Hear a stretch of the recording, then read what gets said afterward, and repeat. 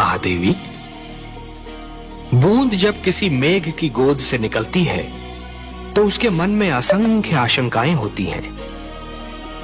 सोचती है कि उसका अंत क्या होगा।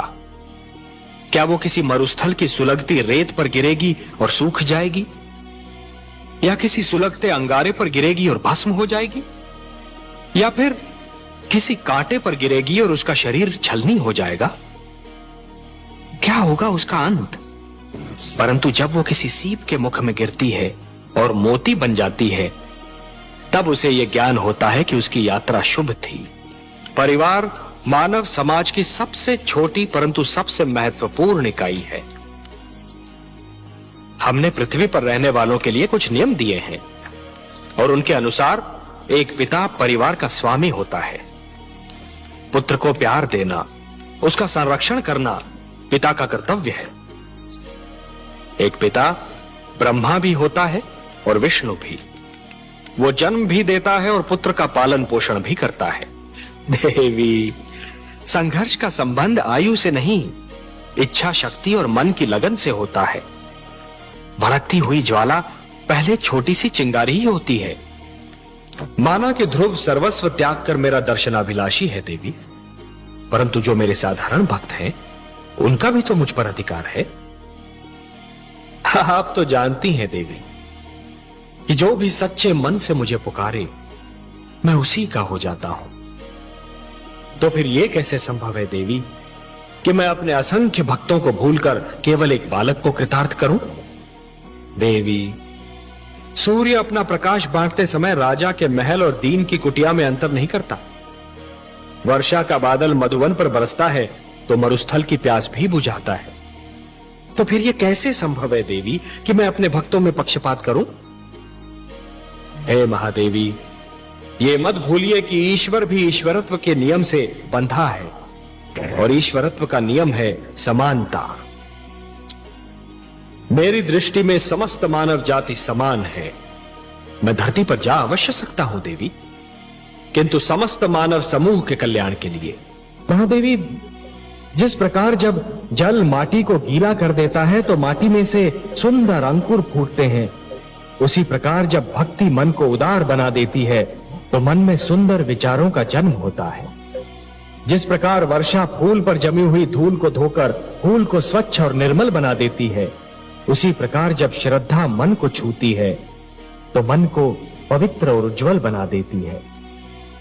यदि ऐसी स्थिति बन जाए कि दो परस्पर विरोधी गुटों की लड़ाई में दोनों ही पक्षों के केवल निर्दोष और असहाय तत्व ही अत्याचार और आतंक के लक्ष्य बन जाएं, तो हर उदार मन तड़प उठता है।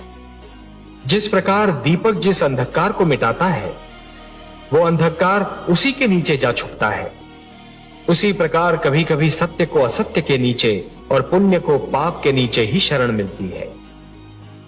एक पापी सत्य को संसार से मिटाने की धुन में यह भूल जाता है कि सत्य तो वहां भी पल सकता है जहां कभी उसने सोचा ही न था।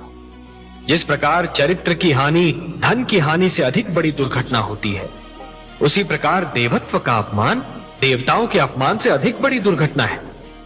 महादेवी, दो पक्षों में संधि का टूटना एक श्रृंखला के टूटने के समान होता है। एक कड़ी टूट जाती है तो कड़ी पर कड़ी टूटने लगती है। महादेवी, मोती जिस डोर में पिरोए हुए होते हैं, यदि वो डोर ही टूट जाए तो सारे के सारे मोती भूमि पर बिखर जाते हैं, और इन बिखरे हुए मोतियों को दोबारा समेटना और फिर से उसी डोर में पिरोना यह सरल कार्य नहीं होता। महादेवी, जानती हूँ कमल नयन, बची बसाई नगरी को उजाड़ना सरल कार्य होता है, उसी नगरी को फिर से बसाना बहुत कठिन होता है। वर्ष और पीढ़ियां बीत जाती हैं उसे बसाने में। सत्य कहा महादेवी, समझौते का तोड़ना सदैव शत्रुता को जन्म देता है, और शत्रुता एक ऐसा विषैला पौधा है जिस पर केवल द्वेष के पुष्प और संदेह के कांटे ही उगते हैं, और ये द्वेष और संदेह कई पीढ़ियों तक अपना रंग दिखाते रहते हैं। पर यह जान लीजिए कि सृष्टि की हर वस्तु किसी न किसी सीमा में बंधी हुई है। इच्छा हो, ईर्ष्या हो, क्रोध हो, कोई भी भावना हो, उसकी अपनी सीमा होती है। इस प्रकार द्वेष और घृणा का मारा व्यक्ति पड़ोसी के घर को जलते हुए देख ये भूल जाता है कि उसी अग्नि की लपटें स्वयं उसका घर भी जला सकती हैं।